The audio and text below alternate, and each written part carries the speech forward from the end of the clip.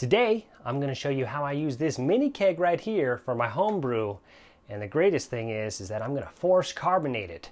This morning I woke up and I was like, I got a bottle today. And then I remembered that I'm force carbonating. That means I don't have to get out a pot and a pan, and I don't have to heat up any solution and make some sugar water and add it for conditioning my beer.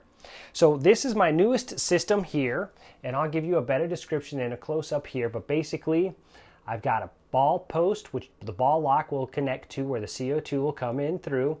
I've got a ball valve here, which I can turn off the airflow, then I can take this off.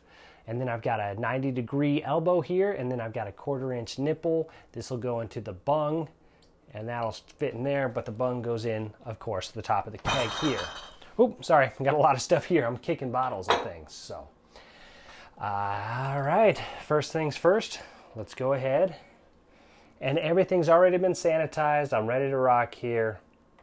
Let's just go ahead and give this a good solid pump, and let's get going here.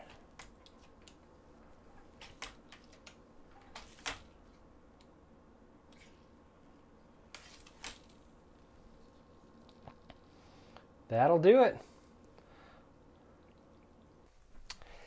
Now, I put the bung here in the keg, and then I'm just going to work in using the handle here as leverage. I just work in.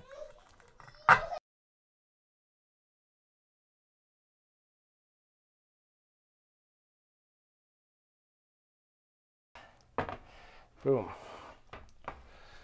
So there we go there.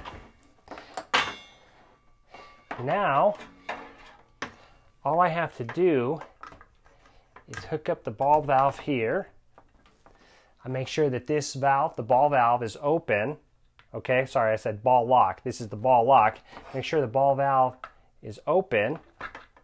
Okay, and then we can turn on our CO2 tank. What I like to do is lock the air here for the intake. So we'll open up our CO2 tank, then we'll start cranking on our regulator here. We'll get some pressure going. Okay, so that's about 10 psi, and then I'll just let it in slowly here.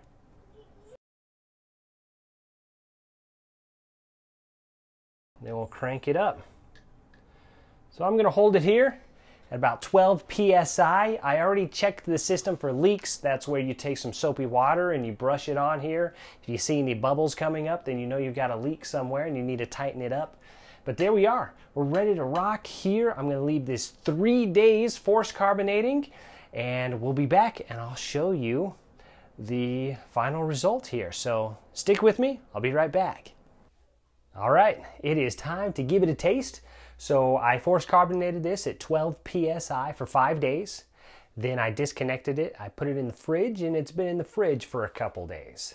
So it's time to crack it open and give it a taste. So the first thing is that I can start disassembling this. Okay, so remember, I've got the 1/4-inch ball post into a 1/4-inch ball valve into a 90-degree elbow, which is also 1/4-inch, into a 1/4-inch, there's lots of 1/4 inches here, a 1/4-inch nipple, and then into the rubber bung. All right, now I don't need this ball post on here anymore, so what I can do is I can take that part off. So I've got a wrench to do that, and then what you want to make sure that you do is you put the ball valve in the off position so the air won't just come out of it as soon as you untighten it here. So we'll get this going here, and then we're going to give it a taste and see if it was worth our efforts. Just get it loosened up, and then you can unscrew it with your hands here. Okay, we'll set that aside here. Now, when you get these kegs, they come with a vented bung, which I actually have right here. Okay, and what you do is you'll open it, right? So you'll pop the tap and then you'll twist it to vent it to let out some of the air. And that's what we'll do here. Hopefully we'll get a nice hiss like that. And now we can go ahead and pour our first beer here. And see how it looks.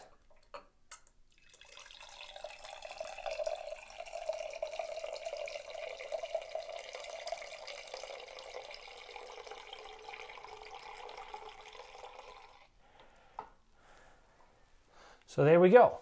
This was just a simple brown ale. Smells good. And again, we've got some good carbonation here.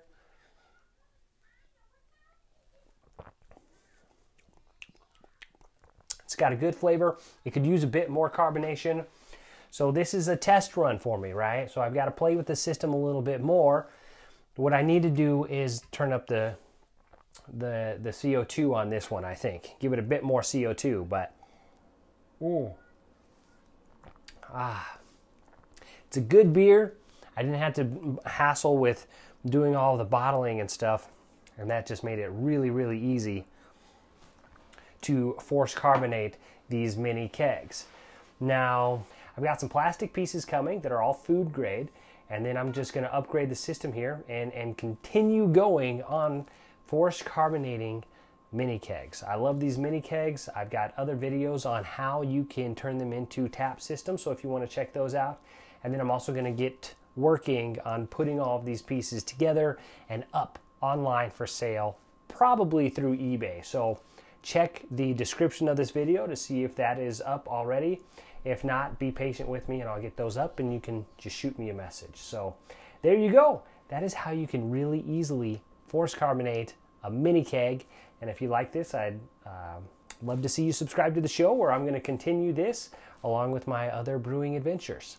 My name is Drew Smith. See you next time.